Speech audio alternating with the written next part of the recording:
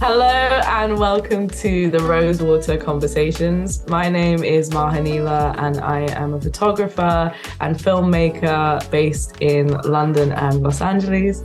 A lot of my work is centered around themes of joy, happiness, specifically within the Black and Brown community. And also I'm really interested in storytelling around the queer community.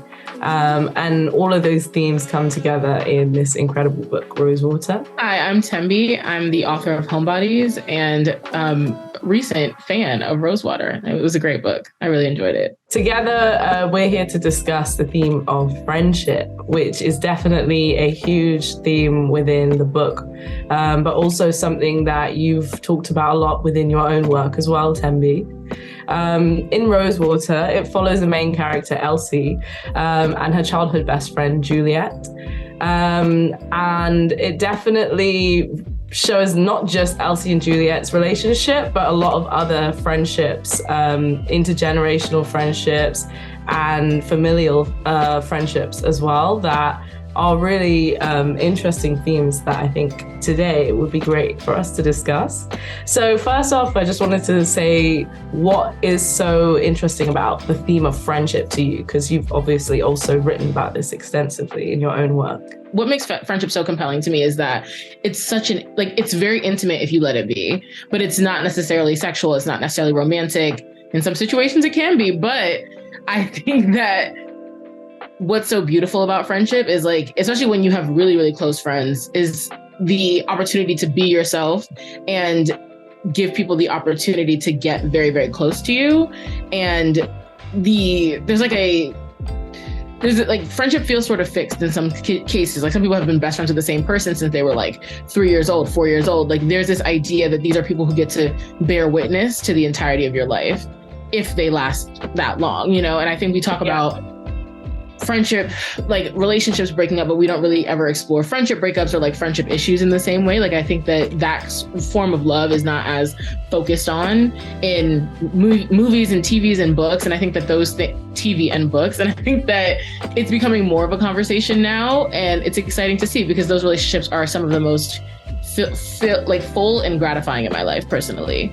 Absolutely. I totally agree. I think friendships are some of the most multi-dimensional types of relationships that you can have. You disclose and share probably more parts of yourself with your friends than you do probably a lot of other relationships you have in your life, because I think usually as well, you meet your friends with that expectation, like you mentioned, of that longevity, and in that there is the acceptance that you will grow together.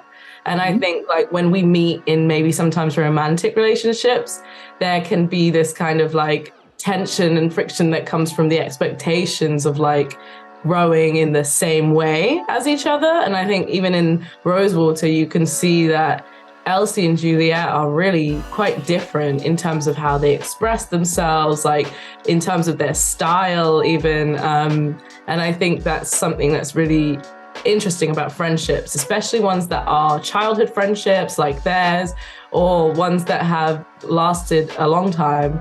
It's not necessarily about having a specific expectation over the other person, and it's more just, I think there's more, ease maybe, but then at the same time, as you mentioned, there is not really any kind of remedy within the media that we can look to, whether it's through books, through music, to deal with the highs and lows that come with any relationship, but especially in friendship. And, we have it for romantic relationships, even familial relationships, but friendship breakups, that's not something I've seen documented that much, It's interesting because I feel the first thing we learn how to do is be friends, in a sense. Before romance, before anything else, friendships is one of those first relationships that we learn how to cultivate from when we're very young.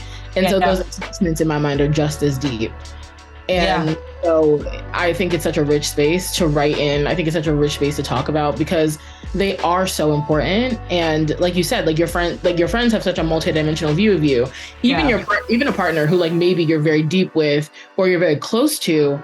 If you're like, some people are not necessarily friends with their partners, or it's like their friends have a more complete view of that person and what that person means to them than maybe that person does, you know? So it's so interesting to me. I want more people to talk about the times that aren't so good in their friendships, you know, to like normalize that there can be like bumps in the road.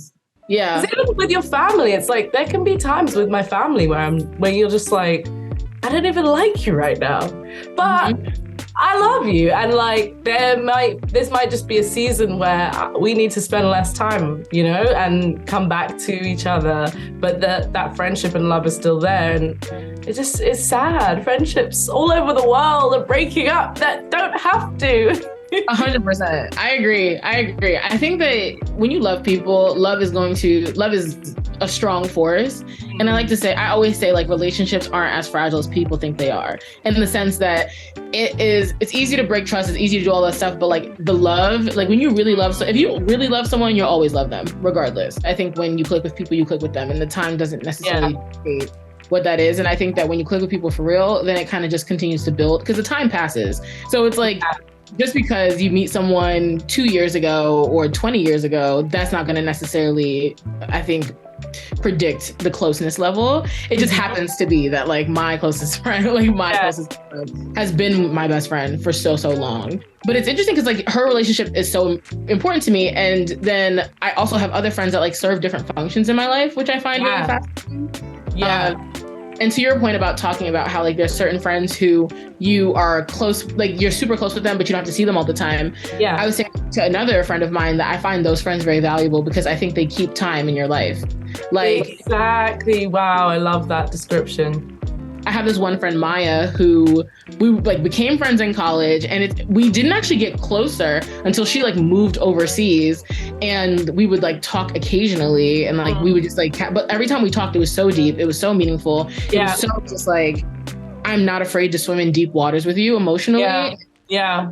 Do this, and you don't necessarily need to do that every single day, but like you doing it once every 3 months, once every 4 months, once every 5 months. Like now we just have this thing. I'm like, oh, I was thinking about you, and I text. And then we're like, oh, let's FaceTime in like a week. You have like a long conversation. And we're like on the phone for like 5 hours. And it's just like, and we're just like, wow, we're just like unpacking all of the things. And so what's cool about that though, is that like, because she doesn't talk to me as often, it's like when she brings up something, I'm like, I remember perfectly. Or I'm like, oh, I remember when you're moving out of this cycle and into a new one. Like, you know, people who are with you. And they can really help you track like where you've been and where you are. I definitely have that with a few friends that I'm so grateful for that. It's like my mirror, you know, like a reflection right back at you. Like, 100%. No, the last time you were talking to me, you were saying you wanted to do that and you've done it now, you know, or like, and we're like, oh, where are your goals at? Like, where are you at on this? Like, those are also my favorite friends to like hold me accountable and vice versa of like, are you still in the same situation that you were in when we talked last? And if so, why? And like, are you comfortable there? Have things changed? Have your attitudes changed? Because when you told me this last, this is what you were saying. So, or even like, and I think like one of my friends, even like in my friends, like relationships, if they like express to me, I'm very relationship affirming personally as a friend, like, people go through shit. Things are not always going to be perfect. Sometimes people you're not a dump him sis. You're more of a, maybe you guys can. Because, okay, so for me, I've been partnered for almost 10 years. So because I've been in my relationship for so long, we've grown and evolved as individuals so many times over that I understand that like people just change and things evolve, and you know, you can't run, you have to like stick together rather than running away from each other. So for me, I'm like, as long as you're not being like manipulated and abused and gaslit and like all of these things constantly, like there's going to be misunderstandings and all of that stuff. But if my friends express like, okay, this is not going the way that I necessarily want it to go, here's a need. And I'm like, and then whenever we don't talk about it for 3 months, I come back, I'm like, is that need being satisfied now? Yeah. Have you guys worked on that? Checking in. So important. We need people to keep us accountable. And that's such a big part of friendship as well. It's like having that accountability, having that person that is really like only in it for you as well. Like 100%. like they're coming from it from your perspective and what's best for you and the version of you that spoke to them last to now. And I think that's so, so valuable. This has been such an amazing conversation. It's been really nice chatting to you. Thank you so much. You can find me at Tembe on Instagram and Twitter. And I am Mahaneela. That's Mahaneela. I know it's a bit difficult. .jpeg on Instagram. I'm Foxy Neela on everything else. And yeah, we're just so excited to celebrate the release of Rosewater, which is going to be on sale right now if you're watching this.